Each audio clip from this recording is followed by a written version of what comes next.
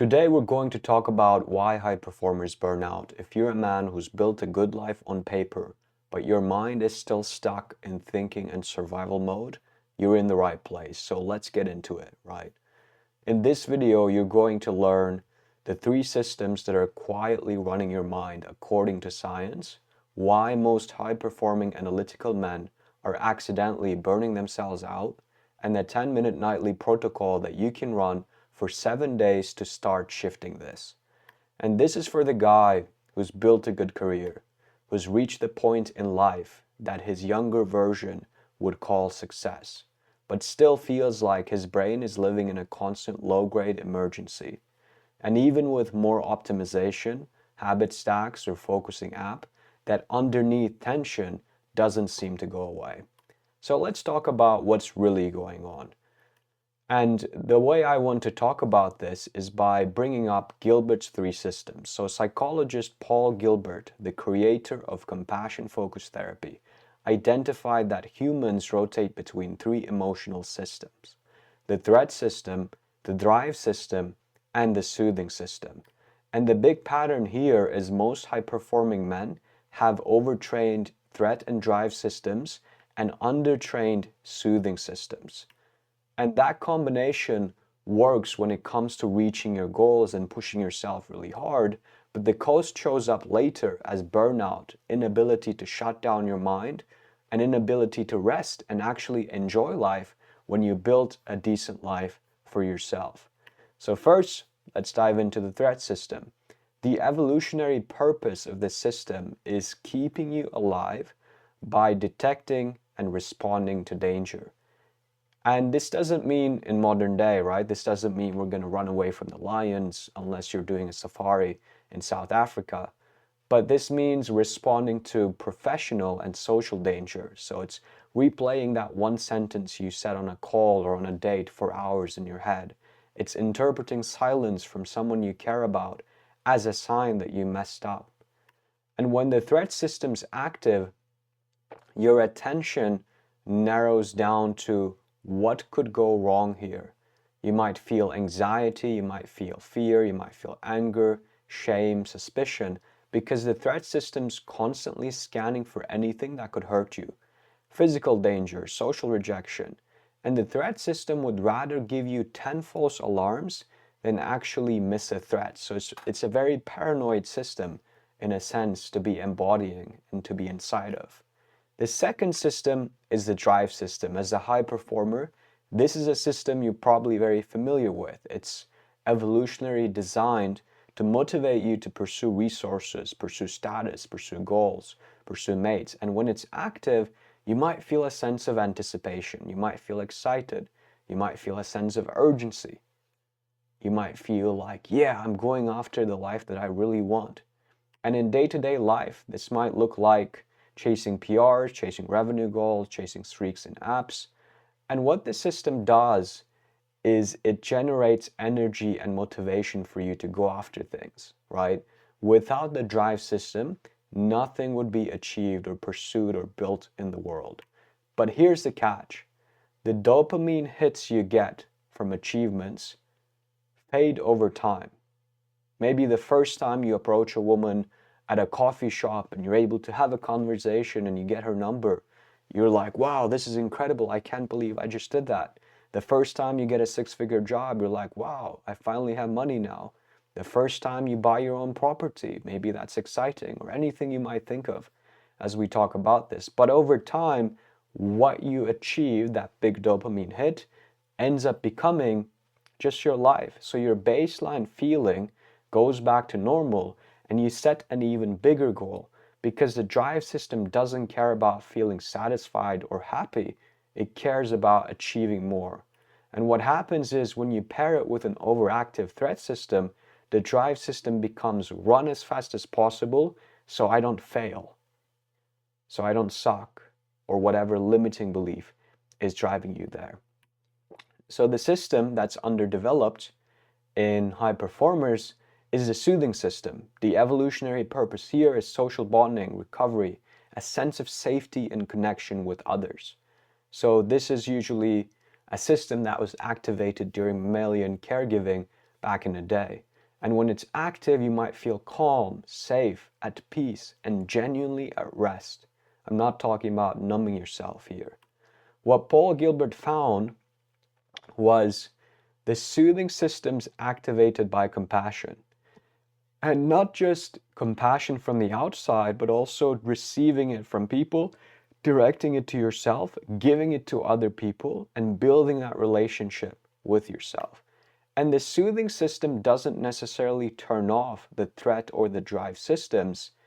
It regulates the two. This is why as you learn to soothe yourself, you don't actually lose your drive. You become more effective going after things that you really want.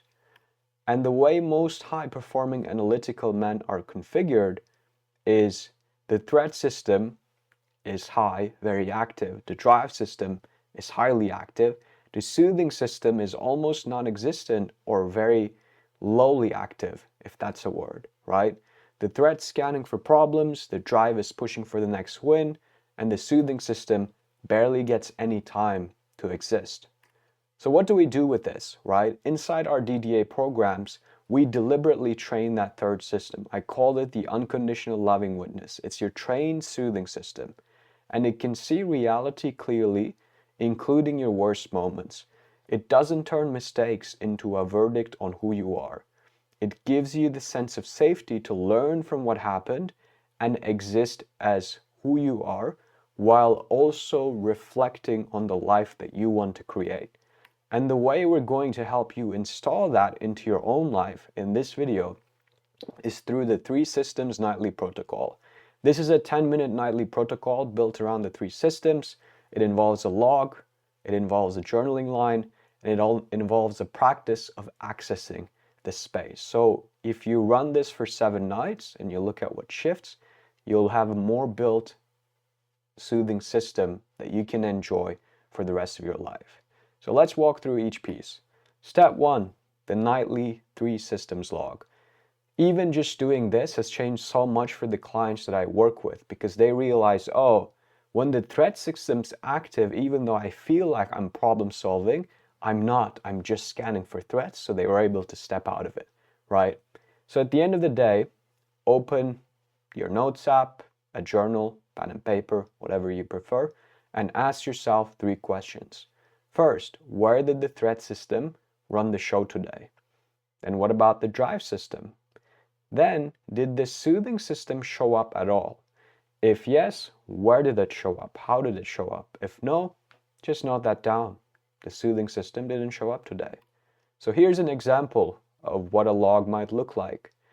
Threat system, I replayed a comment from my manager for an hour, and I also felt my chest tighten up before a date. Drive system, I stayed up late to finish a deck, and I pushed for a second workout I didn't really need because maybe I overate the day before. The soothing system, I had a brief moment on the couch after dinner where I actually felt like my body was allowed to relax. Step 2 is the good friend line. From your log, pick a difficult moment where the threat system was activated and ask yourself, if someone I deeply care about and respect came to me with this situation, what would I tell them? So here's an example. A situation might be, I froze up on a question in a meeting and I've been beating myself up ever since. The good friend line might say, well, it happens. No one knows everything. You had one shaky moment, and there's no need to let that moment erase all the good work your boss has been praising you for that you've actually done. And the core thing here is you don't convince yourself to believe in the good friend line. You're just revealing the gap between how you treat yourself and how you already know how to treat someone that you care about. So over time, that gap becomes very hard to unsee, and that's how the change starts happening. The third step is when we shift from intellectual understanding to practicing a state.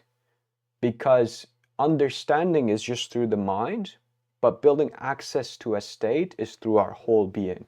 And the way we do that is first, you sit or lie down somewhere where you won't be interrupted for 5 minutes. Then you close your eyes and bring to someone that you care about deeply. Someone who cares a lot about you, or a place where you feel safe. Any option is fine here. Whichever one feels the easiest for you to work with is the one that you can pick and work with. Third, notice what happens as you imagine this person or this place. Is there warmth in your chest? Is your body feeling more permission to relax? Pay attention to all sensations, not just your mind. And then repeat in your mind gently, may I be safe. May I be at ease. May I be supported. And as you repeat this, it's not about repeating it as fast as possible. It's about feeling the energy of this, almost like listening to a song that you enjoy or watching a movie that you like. And the key here is don't expect everything to be fixed right away. We're not searching for, oh my God, that was a mind-blowing experience here.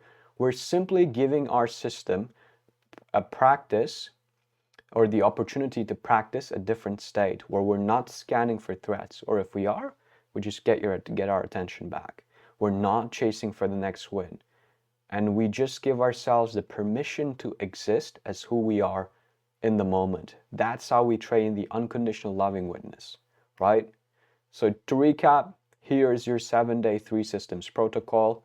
First, we have the log with the threat, drive, and soothing systems. Then we have the one good friend line and 5 minutes of accessing the ULW access space or ULW access space. So your job here is, if this resonates, pick 7 nights and go through these steps for 10 minutes each night and notice what shifts. Don't just understand this intellectually, actually test it.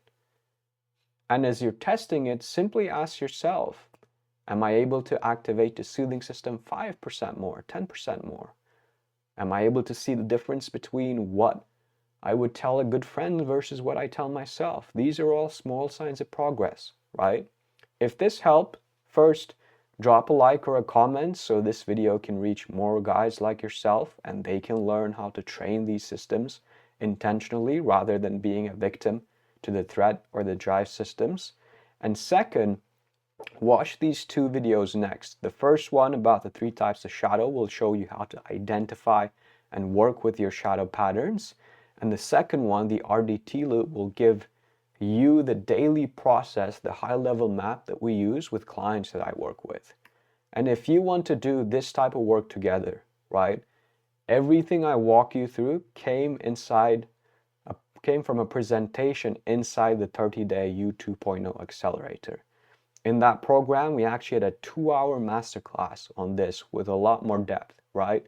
And this is where we help you install your unconditional loving witness, build the soothing system as a baseline, and from there go into deeper belief work and lifestyle design so you can not only build a great life on paper, but you can feel great enjoying that life. So if you're curious about that, book a call from the link in description. It's calendly.com, data-driven actualization /U2 is where you book that call. And to recap this video, just remember to ask yourself, which system is running the show right now, to enter the space through the unconditional loving witness visualization or meditation, however you prefer to call it. So this actually changes something in your life and it doesn't become something cool that you learn in your head, but you never really practice. Thanks for watching this video. I will see you next week.